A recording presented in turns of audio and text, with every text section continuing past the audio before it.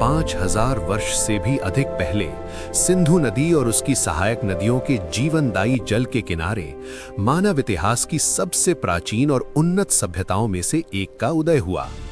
आज जिसे हम सिंधु घाटी सभ्यता के नाम से जानते हैं, वो वर्तमान पाकिस्तान और उत्तर पश्चिम भारत के विशाल क्षेत्रों में फैली हुई थी, जहां हड़प्पा, मोहनजोदड़ो, धौलावीरा और लोथल जैसे समृद्ध नगर बसे हुए थे। ये नगर अपने सुव्यवस्थित नियोजन के लिए प्रसिद्ध थे।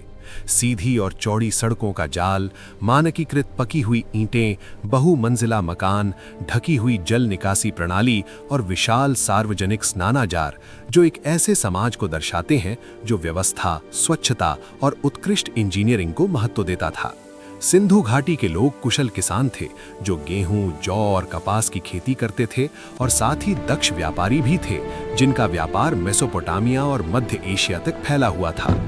उनकी मोहरें, औजार, मिट्टी के बर्तन और आभूषण एक समृद्ध संस्कृति की ओर संकेत करते हैं, जो साझा मानकों और मजबूत प्रशासनिक व्यवस्था से संचालित थी।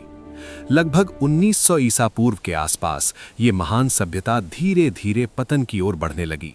जलवायु परिवर्तन के कारण मानसून कमजोर पड़ गया, नदियों ने अपना मार्ग बदला और कृषि उत्पादन घटने लगा। जैसे जैसे जल स्रोत अनिश्चित होते गए, बड़े नगर धीरे धीरे छोड़ दिए गए और जनसंख्या छोटे ग्रामीण समुदायों में फैल गई।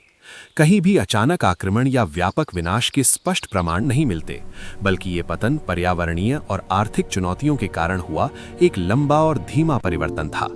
हालांकि महान नगर समाप्त हो गए, लेकिन सभ्यता के लोग समाप्त नहीं हुए। उनकी परंपराएं, तकनीकें और जीवन पद्धतियां नए रूपों में आगे बढ़ती रहीं और बाद की भारतीय उपमहाद्वीपीय संस्कृतियों की नींव बनी। सिंधु घाटी सभ्यता का उदय और पतन हमें ये स्मरण कराता है कि मानव समाज कितने अद्भुत निर्माण कर सकता है।